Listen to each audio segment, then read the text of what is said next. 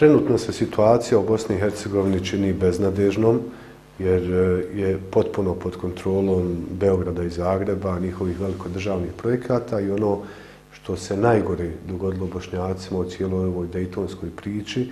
jeste da su u međuvremenu obavještajne službe Beograda i Zagreba, kako se to kaže žargonski, odradile ili ucijenile ili korumpirale bošnjačke političare koji uopće više ne štite bošnjačke interese i koji rade za velikosrpske i velikohrvatske interese koji su u Bosni i Hercegovini imenovani Dejtonskim sporazumom.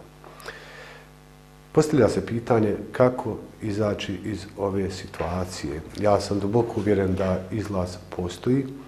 da se taj izlaz uz Božju pomoć odmotava ka jednoj djelatnoj patriotskoj akciji, ka akciji koja ima za cilj da Bosnu i Hercegovinu izgradi po mjeri svih njenih naroda i građana. Drugi je problem to što nekome ne odgovara da Bošnjaci budu ravnopravni, da Bošnjaci postoje uopće, da Bošnjaci ostvaruju svoj nacionalni suverenitet u svojoj državi Bosni i Hercegovini, ali nas kao Bošnjake, kao bosansko-hercegovačke patriote, apsolutno ne treba da zanima to što je nekome stalo da Bošnjaka nestane i to što je nekome stalo da Bošnjaci hodaju pognute glave dok ne nestanu. Nas zanima opstanak Bošnjaka, opstanak Bosne i Hercegovine, opstanak onog civilizacijskog, multietničkog modela Bosne i Hercegovine kao paradigme iz koje Evropa treba da nešto uči o mogućnosti svoga jedinstva. Mi želimo akciju u cilju opstanka Bosne i Hercegovine i u cilju blokiranja ovih destruktivnih pojava koje vode razmuslimanjenju Bošnjaka i instaliranju svoje vrsne bosnofobije u sami Bošnjaka, koji na taj način se trude da izbore svoje mjesto u ovom režimu koji je usmjeren protiv bošnjačkog identiteta, jer jednostavno vi ne možete se zaposliti ni u jednoj državnoj instanciji ako ćete biti nešto više musliman nego što je to dozvoljeno, a nije dozvoljeno nikako, budući da se samo Bošnjacima ovdje potura priča kako treba da se živi kao ateista u skladu sa sekularnim društvom, a sekularno društvo ne postoji, postoji samo sekularna država. Sekularna država je ona država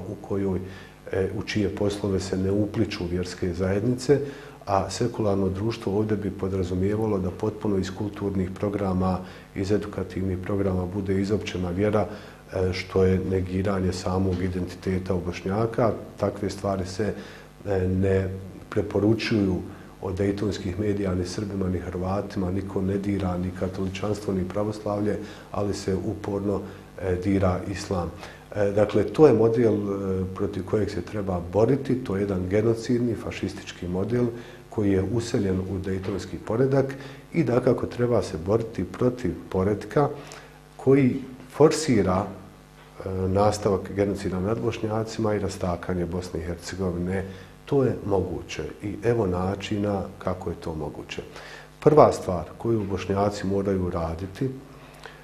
zbog sebe i zbog drugih i zbog Bosne i Hercegovine jeste da ustanove muzej genocida nad Bošnjacima kao centralnu svjetovnu ustanovu bošnjačkog identiteta. Mi ne možemo pobjeći od činjenice ne da smo imali 10 genocida, već da smo žrtve genocida u kontinuitetu. To je dio naše nacionalne historije i bez obzira na sve komplekse koji nam se nastoje instalirati u naše biće, u našu socijalnu kulturu,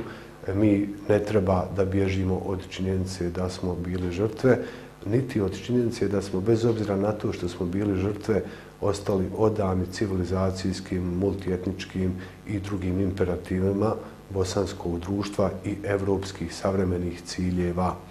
Što znači mi časno možemo nositi tu historijsku činjenicu da smo bivali žrtve kroz historijski kontinuitet, da smo ubijani, protjerivani i u prošlom i u ovom stoljeću, ali da sve to nije utjecalo na naše civilizacijsko opredjeljenje i mi nema čega da se sramimo za razliku od drugih. Mi imamo čime da se ponosimo kada govorimo o svome stradanju i kada govorimo o činjenici da to stradanje nije u nama probudilo nikakav revanšizam, nikakav radikalizam, nikakav fašizam kao što postoji, nažalost, u našem okruženju. Dakle, moramo praviti muzej genocida nad Bošnjacima. Postavlja se isto tako pitanje, kad o tome govorimo, zašto to nije do sad napravljeno. Pa zbog toga što se radi o ključnom zahvatu u biću, savremenom biću Bosne i Hercegovine, jer sa izgradnjom muzeja genocida nad Bošnjacima bile bi poslagane sve činjenice o našem stradanju, a te činjenice onda su i politički obavezujuće. Danas, kad nemamo institucionalizirano pamćenje, onda ništa ne obavezuje nikoga na neke političke ustupke ili na neka drugačija politička rješenja. Zamislimo da smo 1996. godine dobili muzej genocida nad Bošnjacima kako bi se spram te činjenice orijentirala i neka politička rješenja. Dakle, mi se sistemski tjeramo u zaborav, nama se sistemski govori kako je demokratsko opredjeljenje jednako zaboravu, jer ne možemo ići u budućnost ako ćemo se sjećati svojih žrtava, ali to nije naš interes. To je velikosrpski i velikohrvatski interes da Bošnjaci zaborave. Kako bi onda u okviru projekta izmišljanja takozvanog islamskog terorizma, koji ide u sklopu sa islamofobijom, se ispostavilo kako su Bošnjaci ti koji su počeli rat, kako su Bošnjaci ovdje htjeli da grade šarijatsku državu u kojoj bi morali živjeti Srbi i Hrvati, pa su onda Srbi i Hrvati morali da se separiraju, da vrše etničko čišćenje i tako dalje, što je naravno laž. Ali ta laž se, evo, već mjesecima realizira kao istina i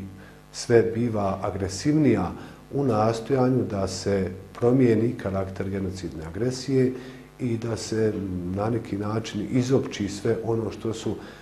prave historijske činjenice kako bi se instalirala ta laž o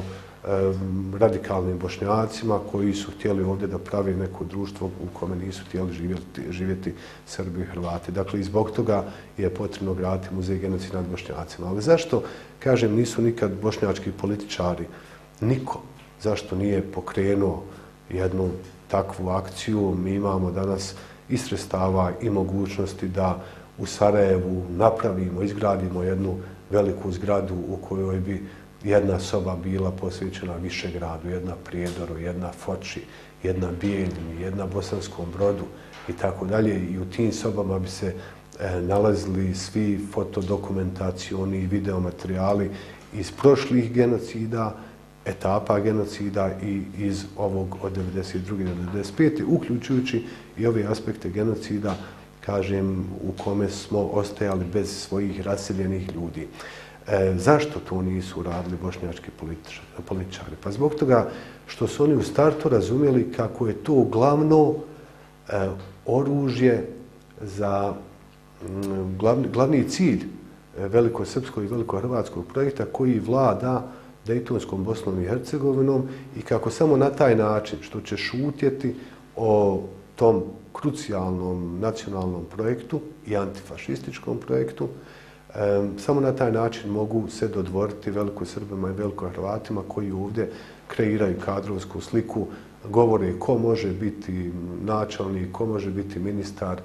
zapravo sve ovdje određeno Beogradom i Zagrebom i voljom Beograda i Zagreba, ali ja kažem i ponavljam šta je nas briga, šta ovdje hoće Beograd i Zagreb, važno je šta hoćemo mi. Mi hoćemo da opstanemo, mi ne možemo opstati bez pamćenja, nema pamćenja bez institucionalnog pamćenja, a institucionalno pamćenje znači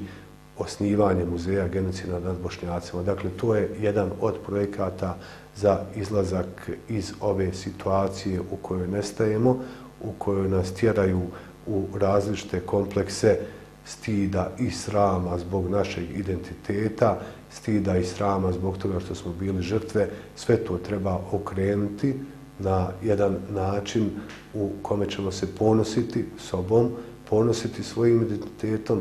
ponositi činjenicom da smo u vrijeme teških iskušenja ostali civilizacijski i antifašistički opredjeljeni i to treba bez imalo pardona, bez imalo zazora kazati institucionalno tako što ćemo imati muzej genocida nad Bošnjacima.